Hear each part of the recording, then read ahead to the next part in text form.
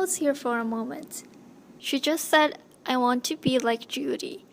Wow, Disney just made a cute but brave role model for this little girl. Then can we say Judy is a superhero?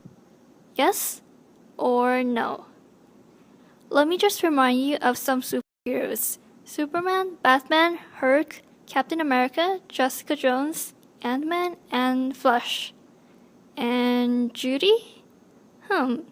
Maybe not. But how about in this scene?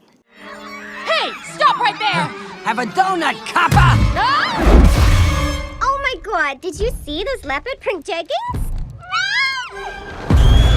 Oh! I love your hair. Well, more likely. Typically, superheroes are expected to have some special power.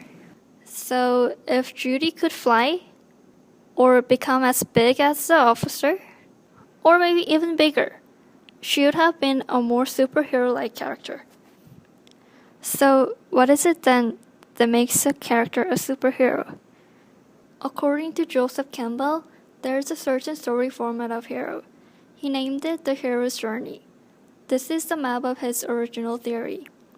There are a lot of stages in the map, and it does not exactly match the stages of superhero movies, although we can explain a large part of it. So let me make it simple. First, an ordinary normal human being is called to adventure.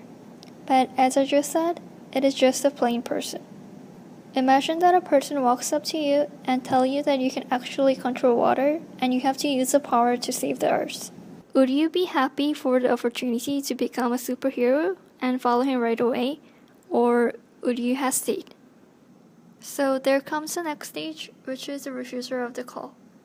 The reason for the refuser is complex. The power or mission given to the character is just too much, and it is way over boundary of normal life. It takes time and motivation from others to actually stop that call. And it is often a character with some supernatural power that motivates the hero. Let's take Big Hero as an example. Hero was called to an adventure by a microbot left in his room. At first, he tried to neglect it and refused to follow them. However, he came to follow it because of, and thanks to, Baymax. Now our hero finally admits his fate and starts his journey as a hero. Then he goes through trials, tests, and even temptations, which Campbell explained mainly as a woman. He trains himself as a superhero with the power given to him. Think of Spider-Man. After he realized that he has a superpower, he practiced to make spiderweb on the buildings. And finally, in the ultimate boom stage, our choosing character is ready to be a superhero. Then he comes back to his world, fight the villains, and rescue his loved ones and often general people. After he accomplishes his saving mission, he continues to live a normal life but now as a completely new person, who can freely become a superhero whenever he wants to. It is explained as a master of the two worlds in Campbell's map. Another important part that makes a character into superhero is supernatural power. Flash can run fast as light.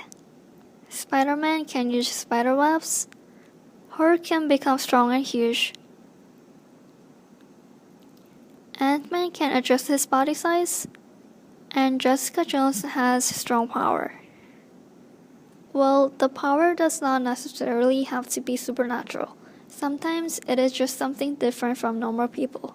Think of Big Hero as an example. Big Hero and Hero Hamada has very special technology which is microbots and Big Hero itself. These powers are usually given arbitrarily.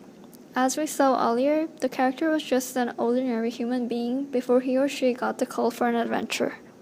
Spider-Man, he was just there when the spider was there. Hulk, he accidentally ran into the experiment area when there was a raid. And Hero, he's just born genius. Captain America, well, he does have a reason, a very ironic reason. He was weak enough to be the subject of government-run experiments to make human weapon.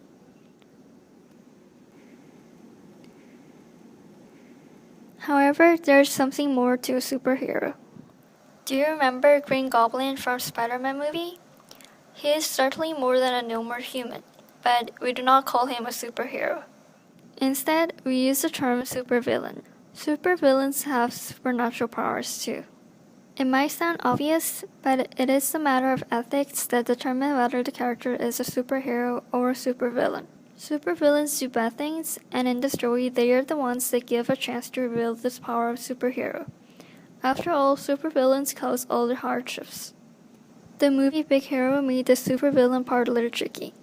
Professor Callahan is a villain in the overall movie, but he also has his own heartbreaking story. He lost his daughter Abigail during Craig's experiment. So, if we focus on him, he is a hero to his daughter trying to save her and fight against Craig. This makes Craig another villain of this movie. The problem is that Callahan stole the technology from Hero and killed Tadasi, although he did not mean to murder him. Hero was also on the verge of becoming a villain. He tried to kill Callahan using Baymax. Baymax, destroy. My programming prevents me from injuring a human being. Not anymore. Hero, this is not what... Do it, Baymax! Destroy If him! it actually happened, Hero would not have been different from Callahan. Numerous superhero movies are made every year with some variations and brand new characters. And also, new movies of already existing hero series are made. New Captain America series Civil War is coming up soon, and a lot of people have been waiting for it for a long time. However, basic plotline of most superhero stories remains stable. Even recent stories can be explained by Joseph Campbell's map, at least some parts of it. And superheroes using their power to save people and defeat villains are also common components of superhero story. Now and in coming years, the familiar but new superhero movies will attract the audiences. So hang in there and wait for your next superhero.